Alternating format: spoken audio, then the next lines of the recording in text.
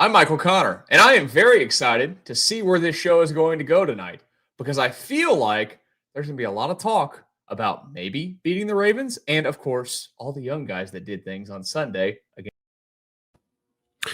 And I'm John Hickman, and I'm here to tell you we are absolutely going to talk about those rookies who shined for the Houston Texans. Stan Norfleet here. I told you they were going to smack Tennessee. Now this Baltimore scenario, whole different ballgame. Yeehaw! It's time for the Texans Squad. Everything Houston Texans, every week. Bringing you the big hits, game-changing plays, and all the action straight from the Lone Star State. The way only the Locked On Podcast Network can. Saddle up and squad up. It's the Texans Squad Show, starting now. And welcome this evening on a Tuesday night. We're talking all things Houston Texans on the Squad Show. I didn't put Stan back on there. My bad, Stan. We are with you here for an hour talking all things Houston Texans as they are preparing for the Baltimore Ravens. But first, we're going to start with a look back on the win over the weekend against the Tennessee Titans. John Hickman is there in the middle with us. He was not with us Sunday because he was at the game. He, of course, hosts your daily Locked On Texans podcast. And then, of course, Stan and I are here with you for the squad shows. And then Wade Smith, former Texans lineman, will join us Sunday after Texans and Ravens, which we'll get into later on in the show. So, fellas, first of all, hello, and good to see you guys on a Tuesday. Let's get right into it, MC. Let's get right into it, MC. Let's get right into it, MC. You guys gonna fight right now about the young guys? What my boy say? What did he say? I wouldn't put him out there. I wouldn't put those rookies out there. Woody Marks ain't ready. What my boy said? Woody Marks, 119 total yards, 2 TDs. Hey, shout out to C.J. Stroud for checking into the play where he gave Jaden Higgins an opportunity to score his first touchdown on the season. Great route, great throw. Connection was great as well. I just want to sit back and say that when you give guys that got the juice an opportunity, MC, I'm not talking to you because, MC, we've been on the same page for a month now. I'm going to talk to my brother over here, Stan. When you give these young guys who has the juice for a juiceless offense the opportunity to get out there, get busy, man, good things can happen. Albeit the Tennessee Titans division rival, we know how bad that team is. The Houston Texans were also winners as well. They came into the game with nothing to lose. Only thing they probably lost were fans that left out of the stadium because it was boring in their first half. But I am extremely happy for the young guys, and I just want to say, hey, can these young boys get some more touches? Because good things can continue to happen. That's just my piece, guys. I just want to say that. I hadn't seen y'all in a week. I just want to talk about them young bulls. So basically, I think what we're getting to is John's got the positive vibes right now, even though they beat the Titans. All right, Stan, you get to react to, of course, the always fun debate that we are going to have of, can you trust those rookies? Second Take Tuesday, had a chance to go back and review the film yesterday and today. Obviously, we had immediate reaction with MC, myself, as well as Wade Smith, former Texas offensive lineman, after each and every Texans game. So I'm going to start this broadcast the way I started that one. Congratulations to the Houston Texans. They got off the snide. Of the 6 teams that were winless, they had no business being winless. And here they are now. You get one under your belt. It's a division game. It was boring for 3 quarters. That was awful football for 3 quarters. And then in the 4th quarter, touchdown ball game. You get, who's that? Joey Sly for the Titans, missing 2 field goals in the first half, which could have made things a lot more interesting coming down the stretch. You just see the difference in where the Texans are and where the Titans are, but that's their problem. Congratulations to the Houston Texans. We'll talk more about the defense, guys. I do want to salute some folks over there that play excellent football. One of 2 shutouts across the entire National Football League this year. The other happened last week. The Carolina Panthers thrashed, I think that was the Atlanta Falcons, 27-0 or something like that. Young guys, congratulations. Woody Marks had a career year. His touches had been steadily increasing from a percentage of the offensive snap standpoint. You already mentioned John, CJ checking to or audible into a call to get Higgins wide open. That's pitch and catch to get him in the big rectangle. And I thought the defense was the defense takeaway from Stingley. We'll talk more about Danielle Hunter. But offensively, I saw Ursery out there in one of those Woody Marks runs on that left sideline. Ursery out there in space, moving some mass, getting in the way, giving Woody Marks some lane. So, listen, I'm going to come back to you and acknowledge, yes, the young guys played well. However, and let me also say, Woody Marks and Pass Pro. I see you with the pancake block on Diggs over there. I seen you over there going up against you. You ate. Now, that's the Titans now. See, the beautiful thing about this league is you got to go do that against guys that are better than that. But I hope this gives those young crew, I hope it gives them some confidence, and I'll stop there. I honestly, can I respond to that really quick? Honestly, that's the I think the best way to look at that coming out of that game. That's the best case scenario. Houston getting the dub, but also not that they got the win. If Houston would got a 9-0 win and we didn't see the things that we saw, anything encouraging, then I don't think anybody would be as high on them or optimistic as they are on this Tuesday. But it's how they got the win, and it's how some of those players performed that can build that optimism, not only for the fan base, but screw the fan base for a moment, not literally, but for those players that Houston needs. They're going to need Woody Marks. I'm on a presumption that we're not going to see Joe Mixon play in Houston again. I definitely don't see him playing this year, right? Houston's going to need Ursery to continue to grow. Houston is going to need a Jaden Higgins, who, by the way, led the league going into the Week 4 matchup against Tennessee Titans, led the league in separation percentage. I saw that. So according to Pro Football Focus, yeah. Houston is going to need those guys to continue to perform. They got those opportunities, but scoring is what builds confidence in this league for offensive players, or protecting your quarterback is what's going to build confidence for your offensive players. So I like that, Stan, that you mentioned. Like, this is a great confidence builder for a team that it ain't all over yet, you know, and they're going to take on a weak Baltimore team. We'll talk about that later, but I was happy with what I saw from the rookies and quarterback CJ Stroud and Nick Caley as a play caller. Okay, so that was CJ. Go ahead. I'm sorry, MC. So you go ahead. You get your thought in, then we'll get to because John mentioned something I want to ask about. Yeah, I just wanted to acknowledge CJ Stroud for the first time in about a year and a half looked like CJ Stroud outside of maybe that playoff game versus the Chargers last year. Like, he really looked like he was having fun again. It looked like it was gelling. And look, it's still the National Football League. And I said that in the post-game show. Like, look, the Titans are awful. Like, and we'll get to some things that jumped out on me. Now, John, I've given my flowers, but now we got to talk real football. Come on, man. That was awful offensive football the first 3 quarters of that ball game. Yeah. I still saw penalties. I saw Titus Howard still, and it's not just all penalties are created equal. We talk about that every week, but like, how many times were the Texans 1st and 20, 2nd and 26? I think the Nico Collins down the left sideline. 2nd and 33. Like 2nd and 33. What?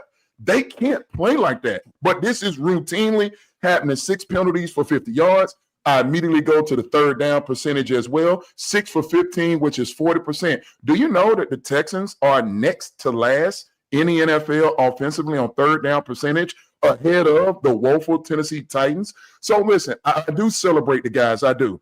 I saw we wanted more motion from Nick Caley, more pre-snap motion.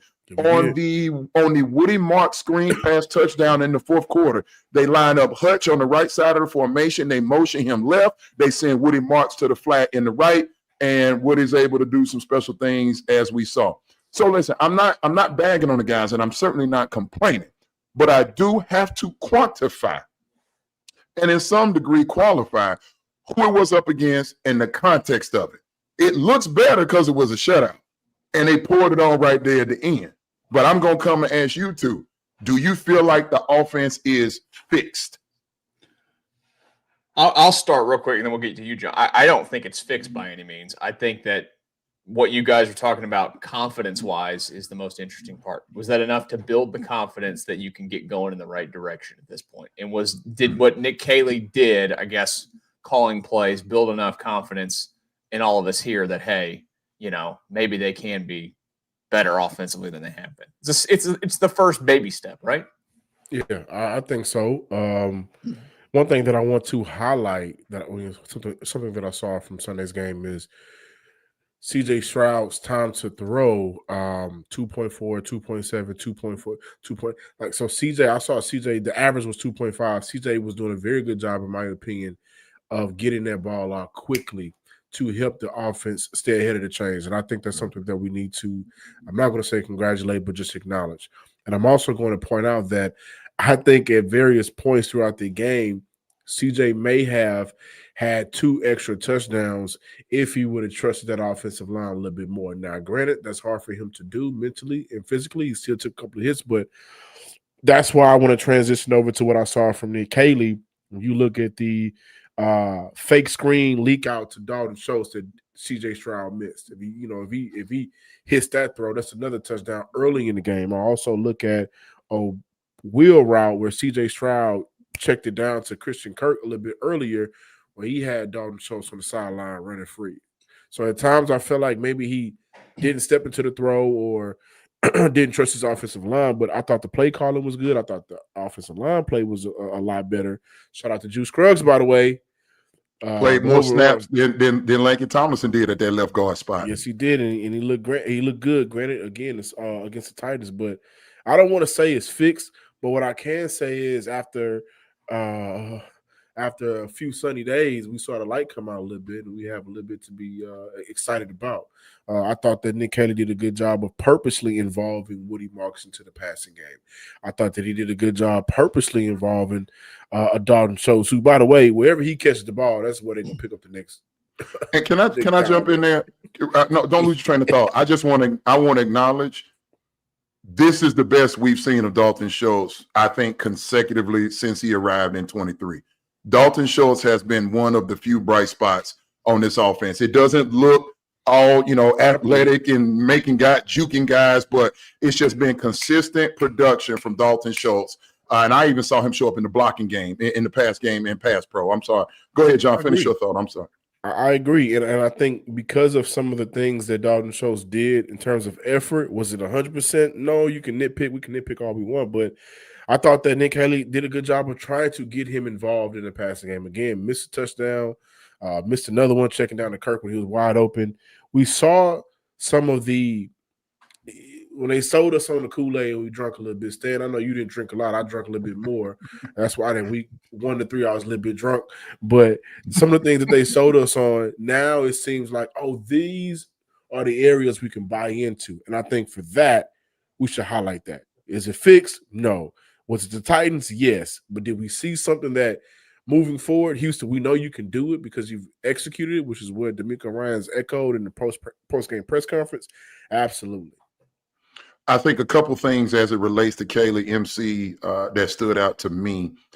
Houston went into this week 4 matchup versus the Titans, the only team in the National Football League that was 0 in the red area. They come out of week 4, 2 for 2 down in the red area. I thought that was special. We'll get to the offensive line and that new-looking offensive line, given that Cam Robinson is out. It is clearly Ariante Ursery's left tackle spot. That he doesn't have to look over his shoulder. Big Tay Ursery's going to man that left tackle spot. And we'll get into that here in a little bit with Cam Robinson getting traded. Also, speaking of trades, MJ Stewart. When we'll talk about the defense, I thought MJ Stewart had some moments.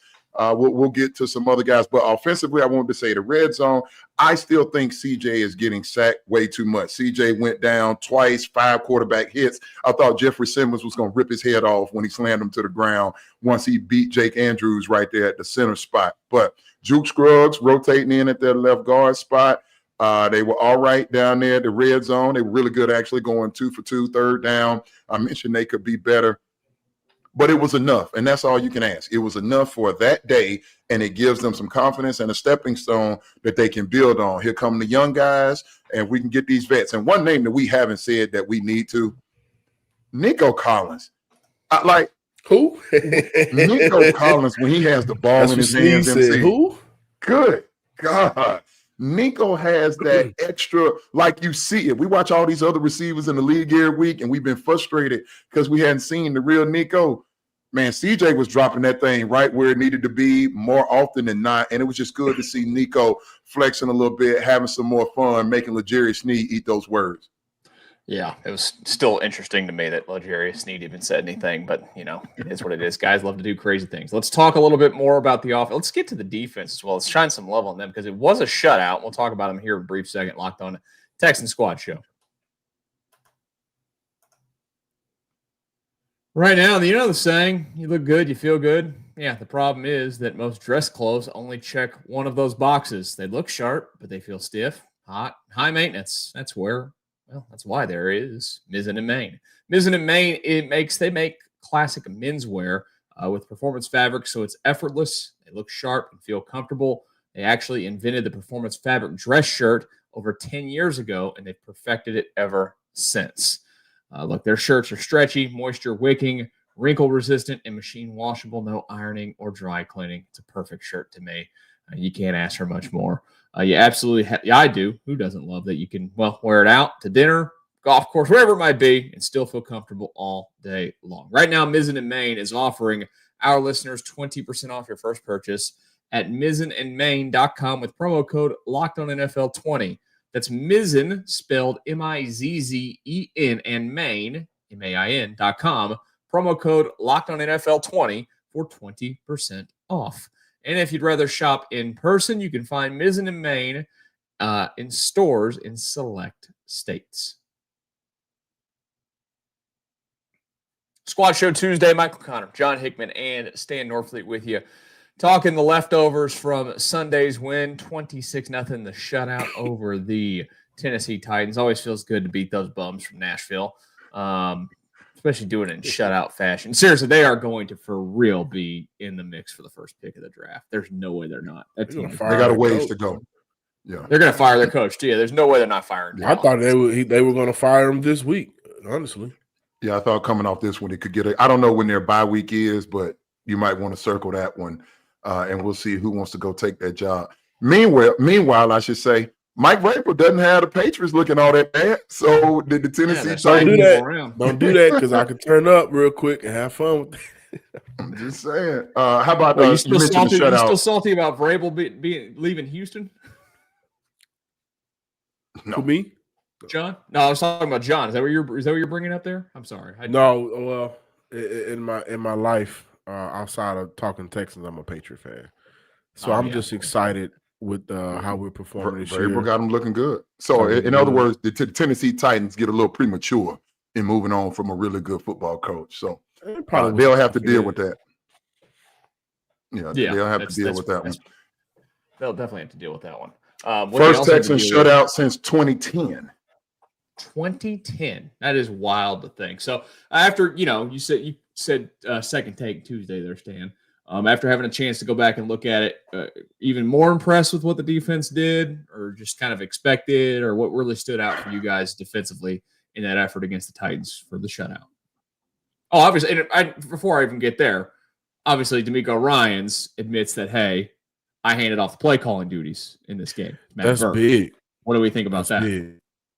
I love it, John. So I'm going to let you talk about the defense and performance from Sunday, but I do want to say to that, I love it. DeMeco Ryans has been under a lot of scrutiny, penalties, how the roster has been put together. Nick Caley arriving in Houston, how the first 3 weeks and really 3.5, a few quarters, how the offense has looked. But I think that is a great initiative from DeMeco Ryans to take a step in being the ultimate head coach in the NFL. The first couple of years, running everything with the defense. Stan, we talked about it a lot in the preseason. I don't know if we talked about it on the phone or on the show, but just seeing DeMeco with the offense more than the defense during training camp. And I mentioned that with a few people. So I love it because he's here for the long haul until Houston moves on from him. Presumably, they think that he can bring a championship here. I love it.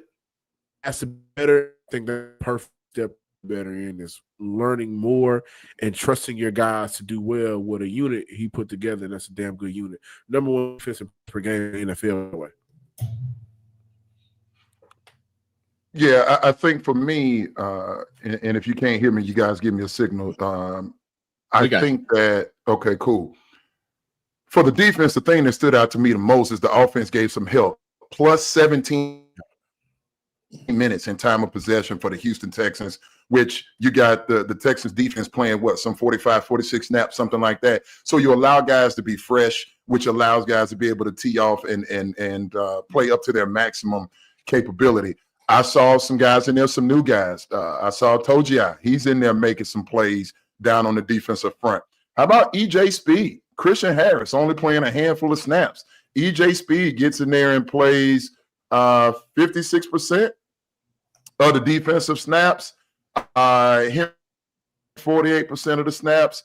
So I think you saw a different defensive lineup. I mean, CJ Johnson, for all the conversation leading into the game on Sunday, he was a starter for this team. So out goes a starter in your secondary, and I thought MJ Stewart stepped in and played quite admirably. There's Derek Stingley Jr. getting a ricochet interception. You know, he has a propensity to take away the ball. There's my guy, Daniil Hunter. He gets him a couple sacks. So him and Will Anderson kind of rotate game by game who's going to lead this team in sacks and pressures and whatnot. So I thought it was a really good collective effort. Still saw some missed tackles. You got to get that part cleaned up. Most notably, I believe that was in the third quarter, missed tackle by Tony Pollard, skates away for a big gain, I think some 30-some-odd yards, give or take. So all in all, to shut out anybody in the National Football League, again, only the second one of this young season, but it is admirable, it is commendable, and I thought what really fueled it was not just the offense scoring points, but the time of possession, allowing the defense to catch their breath, and then Matt Burke, who has called plays before as a defensive play caller, his days there in the Miami Dolphins, D'Amico has full confidence in allowing him to do so. What do you guys overall make of it for him giving that away after 4 games? Is that more of like you mentioned, John, feeling the pressure of what's going on this season and just needing to manage this team? Or is this hey, this guy's deserving of it? That's what it is. I mean, he is deserving of it. 2 10-7 seasons, 2 playoff wins, 2 conference, the division championships. But I mean, do we think that Houston's gonna move on from him anytime soon? And if one knock on D'Amico Ryans, and y'all correct me if I'm wrong, to this point is the offensive coordinators that he's picked. And I looking at, if I'm looking at it from a man perspective, when we go to work, it's either my job or yours. But if you're the overseer, you got to fix these things before you can move on from somebody. It wasn't fixable with Bobby Slowick, so now you're dealing with it with Nick Haley. And I think what he's focusing on, making sure that before I get the tap on my shoulder and they want me out the building, I did everything I possibly could. It's, very beneficial to have Will, Daniil, Stingley, Kamari, who since week 1 has continued to progress. The defensive coordinator who's called plays before. So I think he trusts that those guys, from the player standpoint, coaching staff, will be able to hold it down. And I think that for him, it's important to let's clean up on these penalties. Let's clean up on the offensive side. Let's have better execution. I mean, he said that execution word about 10 times in the post-game press conference, and that's important for him. I do want to add that week 4 matchup against Tennessee Titans, only 5 missed tackles, which was the least amount since week 1. So they're trying to clean up on some things that has them through the first 3 to 4 weeks of the season. I want to also add from a defensive perspective, the ability to shut down the run game. I'm looking at the numbers here. Yes, the Titans did average 4.6 yards per rush, but at the same time, it was never, I thought, a threat that the Titans could run their way into scoring possessions, especially when the Texans started putting some points on the board. So I thought they did a good job of making it one-dimensional. And then, once you can let this team pass rush, then you can go in there, tee off, and do what you need to do.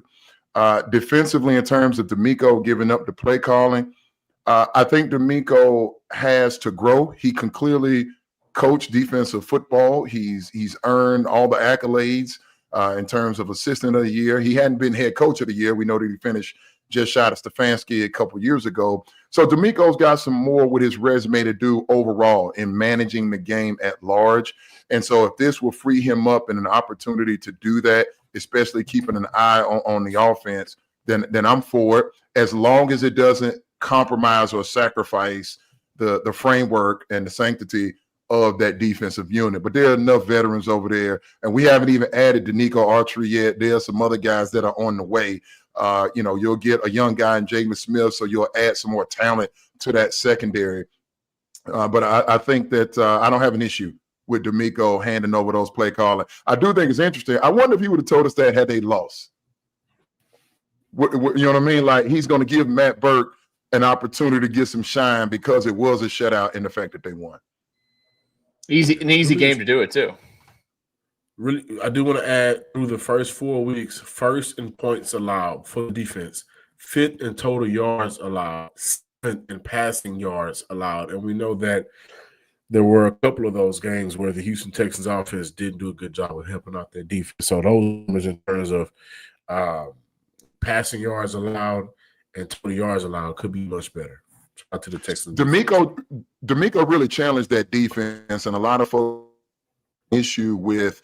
He seemed to, coming into the game on Sunday, D'Amico seemed to hold the defense more accountable. Well, guys, we were in position to win the game on Monday night versus Tampa. You know what I mean? We got to go take away the football again. He just challenged them more and more. Going back to the Rams game, we know that Dare fumbles the football, but it's like he keeps challenging the defense to be better and better and better. And I understand the mindset, and you can do that as long as there are a reasonable amount of plays that you're asking those guys to be out there. And the offense gave them some air cover, figuratively and literally, on Sunday. And so when you cover them up in this complementary football, the defense can go out there and play the way that they did. So, again, this is a formula. Let's see, does this translate? Does this travel when you start going to some of these other – because we ain't got to the meat of that October-November schedule a little bit. Yeah. So go ahead, just about the time of possession, not having to be out there so much. Do y'all feel like it's for D'Amico to put so much on the offense, a dad, big brother, little brother thing? Like, you are the one that came first. You know that how things are supposed to go. He's still trying to do things and trying to match their intensity. Because when Will Anderson gave a pregame speech, I mean, he was fitting everywhere. So the boys turned up. So is he challenging the defense? Because I know you guys are able to win this game, and I need for you to do that until this is exactly what it needs to be. And he has the players in place to do that. Is that why the challenge is coming? Yes, I'm going to say also, like, D'Amico knows that what you just said, the defense is obviously a hit.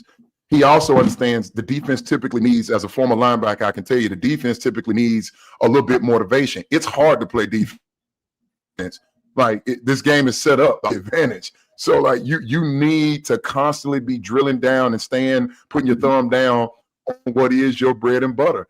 And so he also understands that he has guys on the side of the ball that trust him. Will Anderson Jr., Azeez Al-Shaya, a guy like Derek Stingley, Petrie, whose career was revitalized, if you will, or taken to the next level and was rewarded handsomely with a contract. D'Amico has earned their trust. And so it might get them a little PO'd, but they know, hey, man, here's the challenge. Yeah, we used to say, Al Groh used to tell us, listen, we got to outplay the other team's defense. It doesn't matter what our offense does. One of my very good friends, former Houston Texans linebacker, Jamie Sharper, was on that 2001 Ravens defense. If I got my years together, that 2001 Ravens defense, that historic bunch. And Sharper used to say, Ray Lewis used to tell them, it doesn't matter what the offense does. We're going to go out here and compete with ourselves to be the best version of ourselves, and we're going to do that for 16 weeks then. We know 17 weeks now. So I think D'Amico is rightfully going about that and executing it, and the guys are following. Well, they've added a new challenge to some things by trading away a player this week. Let's talk about the offensive line and who they traded, and we'll do that next here on the Locked On Texans Squad Show. Before we get there, though, I want to remind you guys about FanDuel. You know football season's here. You're watching this show, and you're listening to us talk football. And, yeah, FanDuel has an offer that you don't want to miss with the NFL season being back. Right now, new customers can bet just $5 and get $300 in bonus bets if you win. That's right. Pick a bet, put down $5, and if it hits, you'll unlock $300 in bonus bets to use across the app. it makes watching football even more exciting than, it already is. You got a little something extra riding on that action. Whether you're a casual fan or just, love diving into those stats, FanDuel makes the game day experience so much better. So what are you waiting for? Visit FanDuel.com to download now that FanDuel app today and get started. All right, guys, Texan Squad Show continues for another 30 minutes. Michael Connor, John Hickman, who hosts your daily podcast here on this channel, wherever you're getting your podcast, and Stan Norfleet. We've talked offense, we've talked defense. We go back to the offensive side of the football before we get to the game against the Ravens. The Texans made a little bit of news yesterday. Now, there's a man that got a lot of time on this show in the summer and into the early portions of the season here. Yeah. His name is Cam Robinson. Got paid handsomely to come play for the Texans for 1 year, $12 million. He made 4 games. Salary. 4 games in the season, and they've gone ahead and moved him away to the Cleveland Browns for swapping a 6th for a 7th. The Texans get the 6th in 2027. What do we make of the trade overall, John? I think me and Stan going to agree on this one. I think they should have kept him. I think they should have kept him. They already had to pay $9 million of their salary. Cleveland's only going to take 3 of that. And by the way, 2 players that are no longer on his roster making $15 million this year. That's a lot of money. Imagine if we all got a piece of that. $5 million for you, $5 million for me. We'd be at work on show every day. So, but believe that. this is a team where when people say anything can happen, this is a team where any of those things has happened. And if they're going to turn it around, having the expensive insurance policy, would have been good for them to have. I think it was a mistake. Yeah, I thought D'Amico, I didn't love his answer. Because if you go back and look at the transcript or those that want to pull up that clip, he was asked, essentially, what was the justification here? And he didn't say that Ursery beat out Cam Robinson. He wouldn't go that far. He made it sound like, Ursery is just who we're going with right now. It appears to be working with Ursery. So we wanted to offer Cam an opportunity to play. He's a veteran in this league. And so remember early in the year, I was talking to you guys about the politics of the NFL, where here's an opportunity for Cam to go somewhere and play. And, you got to take care of agents and things like that. But what Caserio has done in the trading of, or the release of C.J. Gardner-Johnson and the trading of Cam Robinson, the nearly $18-19 million that is going out the door subsequently, is general manager malpractice. It feels like Houston looks out for players a lot more than they look out for themselves at times. Like they accommodate the players instead of accommodating the money. They also have 2 coaches that they still have to pay that's not on this roster or in this franchise no more. At least. So but the coaching piece, although it's a fair point, that's a McNair issue. That ain't got nothing to do with the salary cap. I'm thinking about the actual salary cap. $19 million, that's 3 or 4 starters, depending on what positions and, their years of service and things of that nature. So that's just not peanuts. And I think about this, guys. God forbid, this is a long season. I talk about the Ricky Wall. So who's going to go in at left so something unforeseen happened to Ursery? You're putting Blake Fish over there, a dude that has been a healthy scratch a couple games this season at least. I just don't know what the plan was in the event that Ursery, hits a wall or should something unfortunate happen. So Caserio, I don't know about this one, brother. I don't like it. I'm on your side on that. But chat, this is the first time in a long time me and Stan have agreed. So, chat, y'all let us know how y'all feel, chat. But, no, MC, Stan, they can possibly turn this thing around. Like, we're looking at a team that should have been 4-0. They had the opportunity to be 4-0. They're 1-3. They're about to take on a beaten Ravens team. It's going to get to October. Then they got to come back to some more tougher division games and look at Jacksonville. They got some tough teams to play, and things happen. And because the money was already paid, like the $9 million was already paid, I feel like it's more benefit to keep him here on the roster than move on from him. And you didn't get nothing in return immediately. That made me so. I'm glad you said that. Now I'm gonna get off. You got something in return. They needed him. MC. I was gonna say that return's not going to get you anything. Let's be honest. It's a six-round pick. You're not That getting anything out of that. 2027 return ain't gonna do much of nothing. Wait a minute.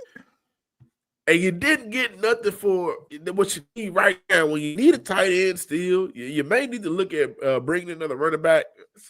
That's why it was like, Nick, failed Texas there. Hey, Casario, question. If you were willing to deal Cam Robinson, who was a healthy scratch, well, now we know why. If you were willing to deal Cam Robinson in week 4, have you looked around the league? Did you get the maximum value back when we know teams like the Los Angeles Chargers and others, the Atlanta Falcons, other teams need tackles? So, like, if you were willing to move him, why didn't you move him then? Because the package that you get back for him, some late-round pick swaps, that's not doing anything to negate A, the insurance policy that he offers, or B, being able to capitalize. Now, I got to be fair. Casario, I can't tell you that I've seen a report on here were the packages that were offered. Tampa Bay, you think Tampa could use a left tackle, given that Tristan Wirfs is going to be out for a while? So it didn't make sense to me how all this thing came together, and I keep coming back to the dead money. So there'll be some things when you talk about how this puzzle fits together and this roster management that we'll just never know. It will never see the light of day. But we've all been around long enough, and those folks over here in the comment section, to ask some very astute questions. That don't look right. And so that's how I lead this Cam Robinson situation. That doesn't look right, and that doesn't make sense to me. Well, my question with it is it speak to the Texans' over-evaluation of him when they picked him up and paid him $12 million that maybe there weren't a bunch of teams out there looking to trade for him because he's a guy that was available to everybody in the offseason. And I know the Texans way overpaid, but I mean, I don't know. For a guy that was with 2 teams last year, got benched and one of them and cut and then was on to another one, I don't know, man. I never felt like he was – I don't disagree with you guys at all that they should have just kept him because of the depth. Before the show started, we were kind of getting through some Astro stuff that the three of us were talking about when it comes to health and depth. And this is the exact scenario you're talking about because if it doesn't work out, you're SOL, right? I mean, they truly are. If God forbid Ursary goes down, they've got no backup option. None. Let's knock on wood. Yeah. By the way, Blake Fisher did get some snaps on Sunday playing that extra man down the line. But yeah, it feels like, man, once again, they accommodated the player more than looking at the advantages for the team. I'm confused on that one, man. Didn't get anything in return immediately for what you need. Other places on the team you need depth. Look, from the word go, I said Ariante Ursary should be the left tackle, meaning he should be over there getting the majority of the reps. I still don't believe he's a better left tackle than Cam Robinson, but clearly Casario and D'Amico have made their decision. They're willing to grow with the lumps that come with being a rookie left tackle in this league. I think that's very expensive given who the quarterback is and the nature of what that contract is going to look like in less than a year. Okay, that decision has been made. But you bring up a good point. Like, I still look at this offensive line, and Casario has been building this thing for about the last 4 to 5 years, and it's still in flux. And this mismanagement or miscalculation in what Cam Robinson could or would be for this team, like, let me be clear. They moved on from Laremy Tunsil before they got to the draft and knew that they were going to get Ariante Ursary. They didn't know who was going to be available when it got to them. So they went and just grabbed a left tackle that they could stomach, at least to have somebody there that could go start some games for them. And I'm like, yeah, but at $12 million? Like, this is what we're doing? Like, those dollars matter when you're in a Super Bowl window, which the Texans, to start this season and until it isn't a thing, I'm going to continue to say they still have a shot to win this division and get in the postseason and you see what happens. But Casario is getting, quite frankly, if I'm being honest, fleeced. I got to give him a strong D, as in my brother named David, for what he's done in this offensive line. I'm not seeing where this offensive line, and I want to be careful here, it's performing better, but I still don't think it's good enough. And there's just a certain amount of coaching that ain't going to do anything about that. You need depth, you need competitive depth, but you also need talent.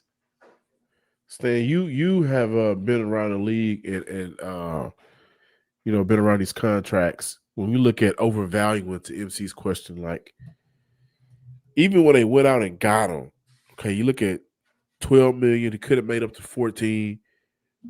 But he was a bottom 5 tackle last year. He was he was a bottom 5 tackle at the position, according to everybody, Next Gen Stats, Pro Football Focus, Pro Football Network. Everybody knew he was terrible.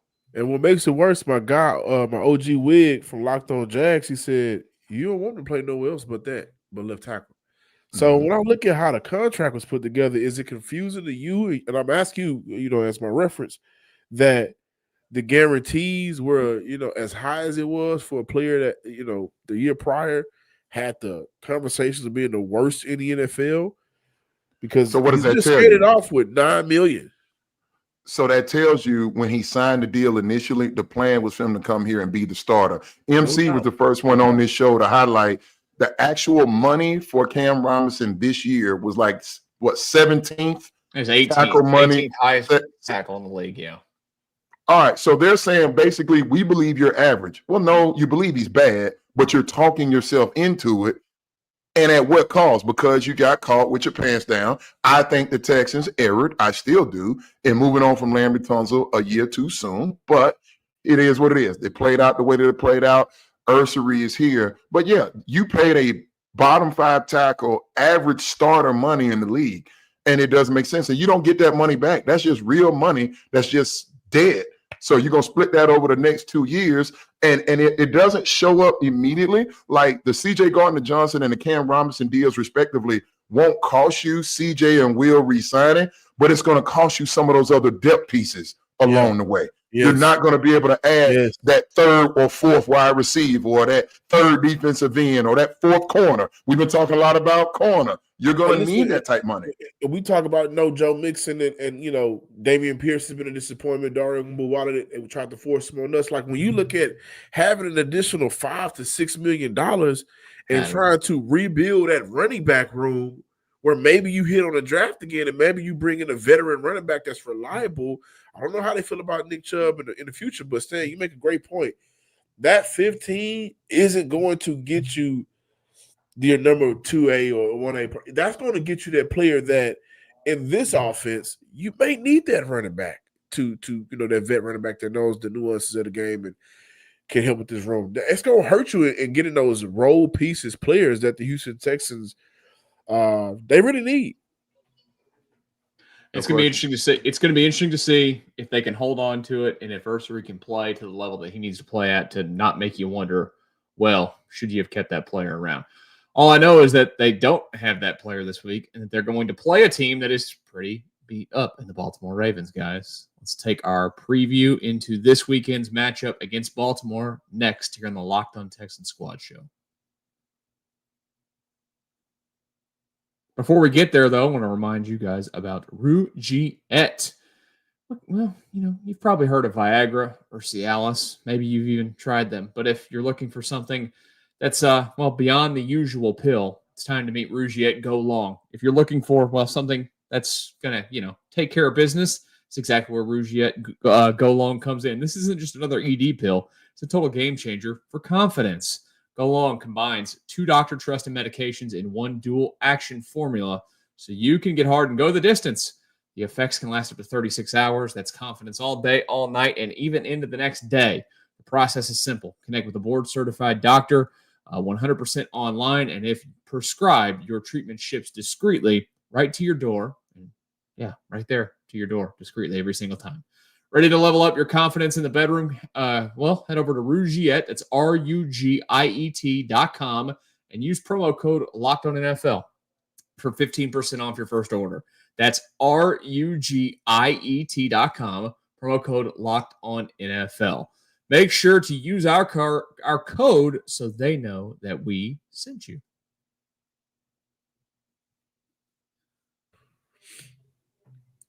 You know what sucks right now? This sickness season that's going on in Houston. I don't know about y'all, but that's random. I'm sorry. There We it talk is. Texans, but The screen is big. Yeah, John's feeling it. Take care of Just like- yourself. Vitamin C every day. I take the vitamin C tablet. I got the C. I got the. I'm not gonna say the other one, the vitamin that I got, but I got vitamin E. They'll tell me up in the chat if I say that other vitamin. But I got my vitamins. 44 years old. I don't care nothing about saying pause, man. y'all don't even want to know about the vitamin regimen my wife has me on. It's wild. It is absolutely wild. That's why you got that beautiful beard, man. The vitamins. Oof, this beard. Fair point. I'm holding on to it while I can, man. It's gonna have to go away one day. I think I'm gonna bring mine back around the New Year, Christmas. I miss my beard. You know, when I go to the airline, I won't be able to have a beard. You're not allowed to have one. Really? Yep, it's got to go. You can only have a mustache. Can you go to it? Nope, just a mustache as far as you can go.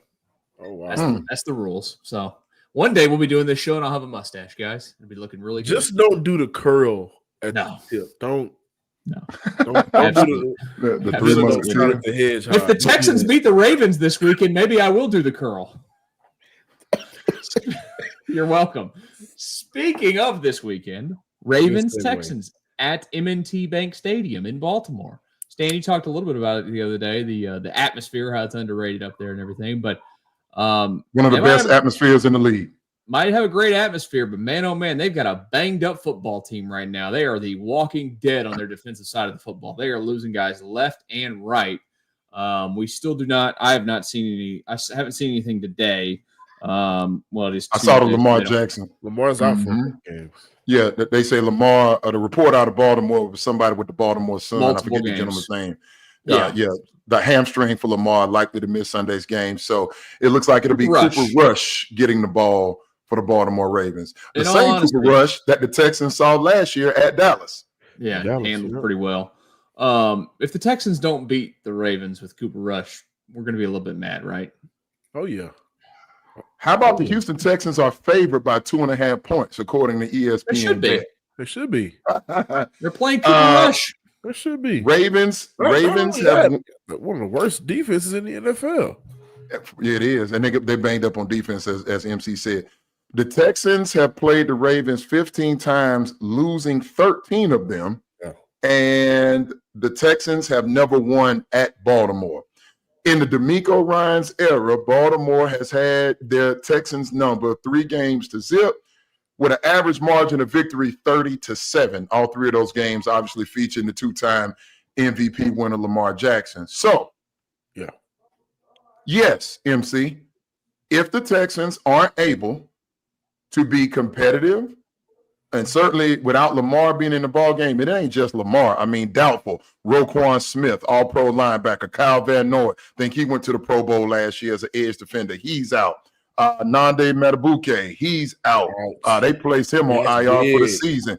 Travis Jones, defensive tackle, he's questionable. I mean, they are absolutely banged up. Now, here's where we got to be careful. And I put this on at Stan Sportsman on Twitter X earlier today.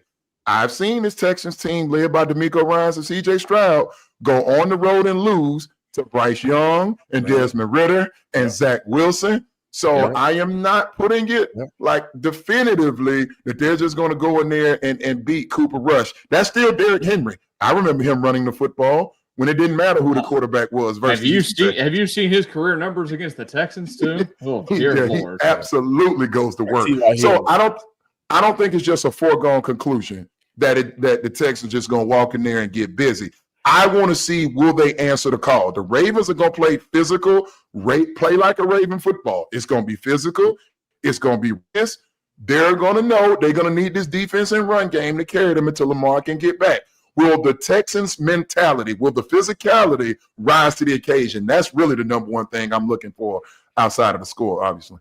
Absolutely. Real quick before you go, John, Derrick Henry's career stats against the Texans: 15 games, 280 carries, 1,578 yards for 5.6 per carry, and 13 touchdowns. What's the yards per carry? The yards per carry per game. 5.6 per carry. 5.6 per carry, 105.2 per game. His highest. Well, actually, not his highest against any opponent.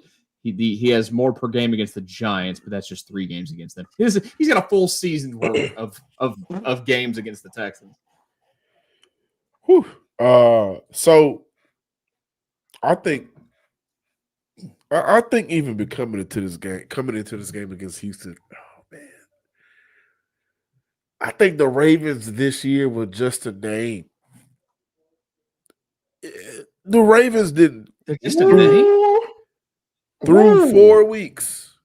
Whoa. Through Can we 4 weeks. And let me clarify. Can we look at who they played? We can look at who they played, right? But Buffalo, let me clarify this. Kansas Houston City isn't named to be in this conversation. But like you mentioned, Buffalo, KC, who are the other KC two and teams? Philly, right? Buffalo, KC, and Philly, and I don't know who the fourth team was. I'll look it up. Or was it San Fran? They're 1-3. We know that. Ravens are 1-3. Buffalo, Cleveland. I'm sorry. Detroit. Cleveland, Detroit, and KC. I apologize. Yes. But Detroit still lost a to very 3 good football juggernauts. team. And they got bleep kicked in the last one. The other 2 were at least competitive. Yeah. I think coming into this game, they are just a name right now. They are not the team we expected them to be coming into the season. Now, granted, neither is Houston, and Houston is probably further away from where they want to be than Baltimore is. And if this team was fully healthy, I would have more. If Lamar Jackson was healthy, I would have more concern. But He's this defense is broken down. This defense can't cover a soul. They can't cover a baby in the winter. This defense can't stop the run with Matabuke out. Since he has left, I have the numbers, but since Matabuke has been out, teams have been able to run all over them. And I'm sorry. This is a game where Miko's team has to win this game. If Houston I'm glad you said that. Game, man, this is a game for CJ. Because what's the difference between this version of the Baltimore Ravens that Houston's going to play Sunday compared to the version of Tennessee Titans they just played? Oh, well, this Ravens team is still way more talented than that Tennessee team they just played. But so I'm not going to do that. But I'm talking about the players that are still going to be out there. Zay Jones is still going to be out there. Zay Jones is going to be out there. Calvin Ridley's out there for Tennessee. Mark Andrews is still out there for them. What I'm getting at is this is a team where it's more than an even field for them. And they have the advantage. They should absolutely win this game.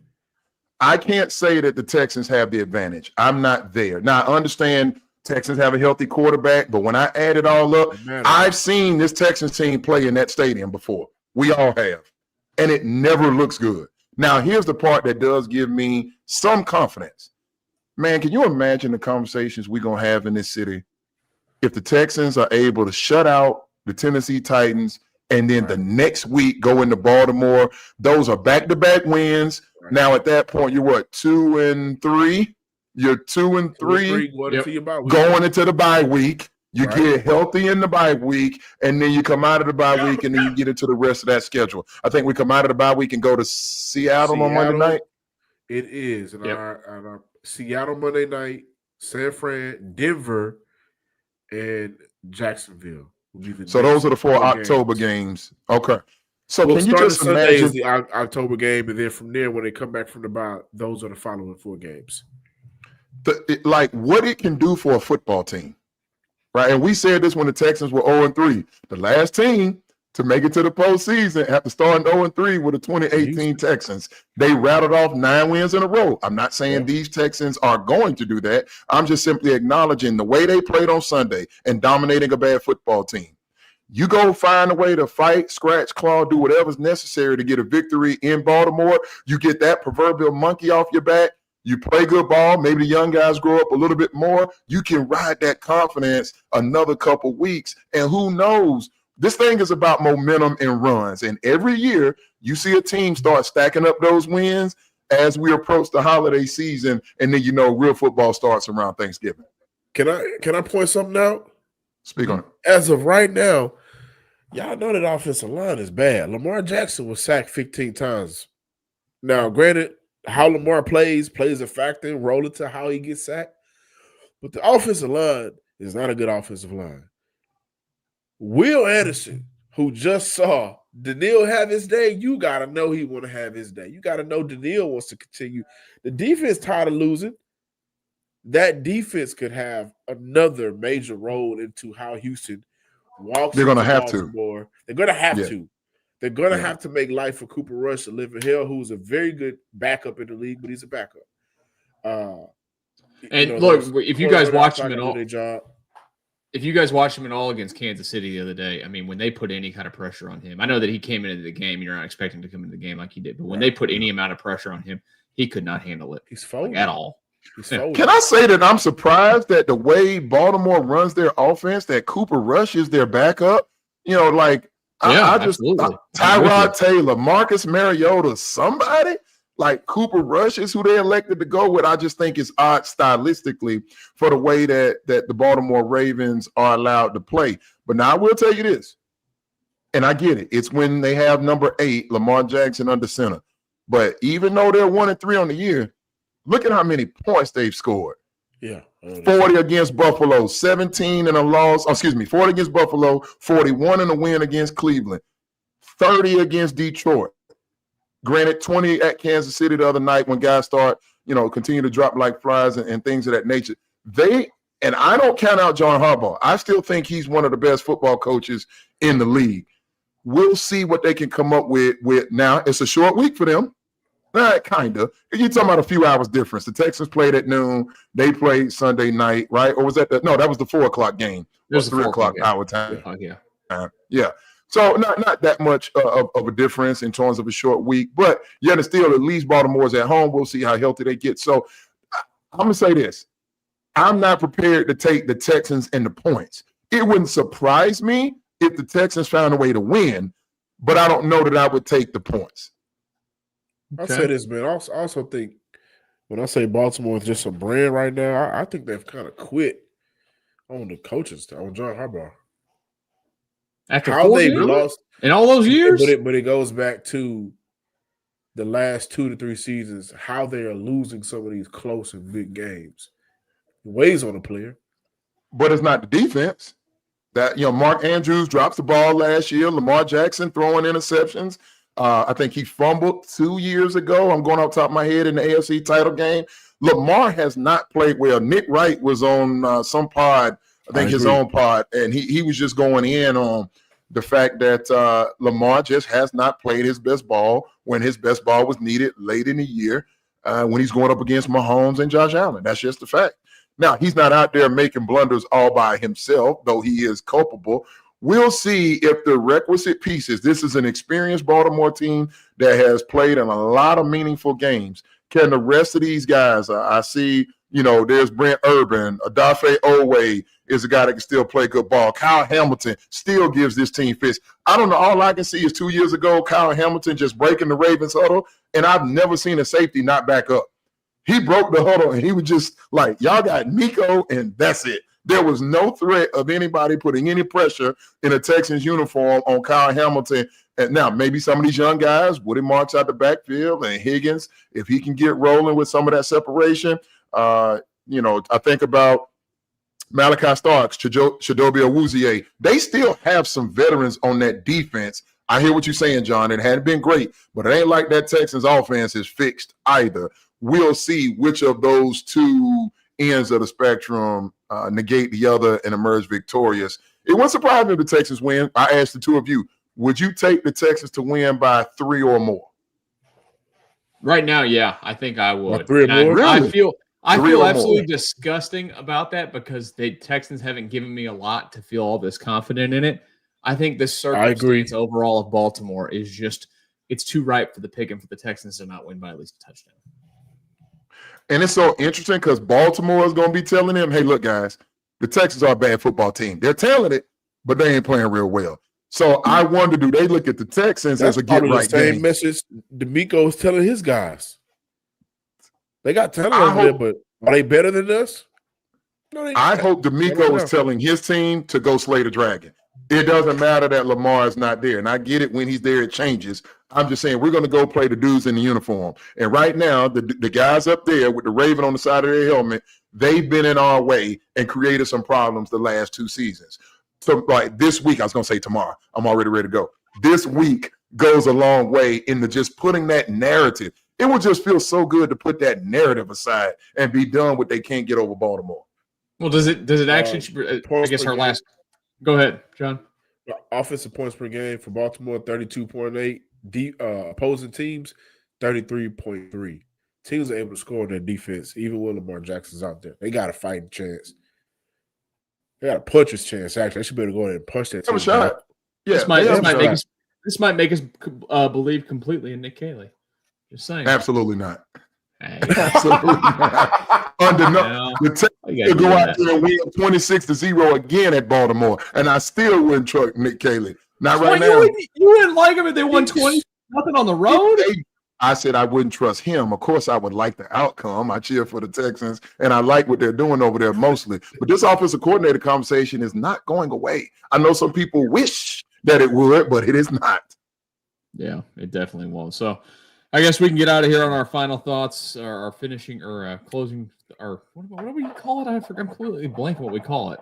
What? Final shot? Or what do we call it? Parting shots. Well, I just we do it every week, and I'm forgetting about it. Parting shots. I'll just get mine out of the way. I think the Texans are actually going to look like a competent football team this weekend. I think that they're actually going to beat the Baltimore Ravens. Again, a lot of it's circumstance for me, but I feel good about it. And I think that the city of Houston deserves something good right now because there's been a lot of bad overall in the last month and a half, 2 months. So I'm preparing for the three of us plus Wade Smith to be doing a show on Sunday that's going to be an exciting one because they've done something good. John? Yeah, for me, I think the Houston Texans can run the ball well. I want to shout out Nick Chubb, 47 yards on the ground, 3.6 yards per carry, so not sexy, but also got involved in the passing game, 2 catches for 15 yards. So I really do like the utilization of the running backs, whether it be handing the ball off or getting them involved in the passing game, just really stretching their means on getting the best out of their players, which is what Nick Caley tried to sell us on early in the year. So shout out to the offense for getting those running backs involved and understanding that dynamics matter. Get that young man the ball. Shout out Woody Marks. Let's shout out some of the people in the comment section. We thank everybody for dropping by. You know, every time we do a squad show, and those of you that hang out with John during the week, my man James up there says, I don't care what anyone says. Stan is real. I like people who keep it real. Stan is someone you can trust. And Do-Rag John is a beast too. And then that is diametrically opposed to my man Miles and that cognac. They could beat the Ravens by 20 and Stan wouldn't be happy. Yeah, of course I'll be happy. I just wouldn't trust Nick Caley. All right, my parting shot outside of that. This Joe Mixon situation, this is becoming embarrassing. Tell us what the bleep is going on with my Pro Bowl running back. Now, I'm going to disagree from John here, and this is not to besmirch, excuse me, because he had a fantastic game. I don't believe Chubb and Woody Marks can win a playoff game with this team. I think you're going to need a real dude when the speed of the game and the conditions of the game change in January. I really would like to see the guy wearing 28. I really would like to see him out there. And they're just giving us. So now the report is he's in the building. He has been in the building on occasion, but now he's with some foot specialist down in Tampa. So some people saying that we've seen him. Some people saying they haven't seen him. Joe Mixon, Texans, what they want to do, I still need him. All due respect, Woody Marks. I can't wait for the Woody Marks 150-yard game this weekend against Baltimore, and then you guys to fight afterwards. Oh, listen. Hey. I'm going to talk to y'all real quick. If Woody Marks is back on a 100-plus yard game and a couple of tuds, just let me have the first 5 minutes, and we'll tell Wade that as well. Just let me have the 5 minutes. Yes, EJ, I know. EJ says, sorry, Stan. 28 will not be on the Texans this year. A man can have dreams. Joe was so critical last year. Anywho, all right, last one for me. Just in thoughts. I know we need to close that. I'm sorry, MC. Are y'all thinking Woody Marks should be running back one? Like, when I say running back one, like, he's this team's running back for the foreseeable future in the 2026, in the 2027. Y'all are rolling with Woody Marks. He's your guy. For the rest of this year, absolutely. I'm not committing to anything after this. I'm not a big fan of committing to a running back as the number one bell cow all the time. You talking to a guy who said out the gate he should have been a starting running back for this team. Who do you think he is? Who's a comparable back or like situation? Do you think he's what Austin Eckler was for the Chargers? Do you think he's Kyron Williams in LA? Who is doing what you think Woody Marks can be? Like, do you think he can be a Pro Bowler or he could just be a solid contributor in a rotation? Who do you think he is? I think he's so. Devin I saw a little Singletary. James White out of him. Devin Singletary is a good. Devin Singletary. Okay. I'm looking at, of course, the background of Nick Caley. The 1 year James White almost had 800 receiving yards and I think 600 rushing yards, but he was averaging 4.5, whatever per play. That's a good player in this league in 2025. The volumes are going up as well. He's a player that can help move the chain. So I think for this offense that's figuring itself out, figuring this identity, moving the chains is what you need. And he can get it done on the ground. And we saw him get active in the passing game. So I see James White. He's earned more snaps. Singletary is a good one as well. Maybe a little James Conner in him at his peak, maybe ceiling. How about James Conner's out for the year? A future Texans opponent. James Conner won't be around. Yeah, so we'll see what happens, guys. I know we hate to see the opponents getting weakened that are ahead for the Texans. If you want to see them win, hate to see it. All right, we'll do it again Sunday after Texans and Ravens. We'll have the full squad here. We hope you guys join us. Don't forget to listen to John the rest of the week with the Locked on Texans podcast as well. Enjoy the rest of your Tuesday night. And again, join us Sunday, Locked on Texans Squad.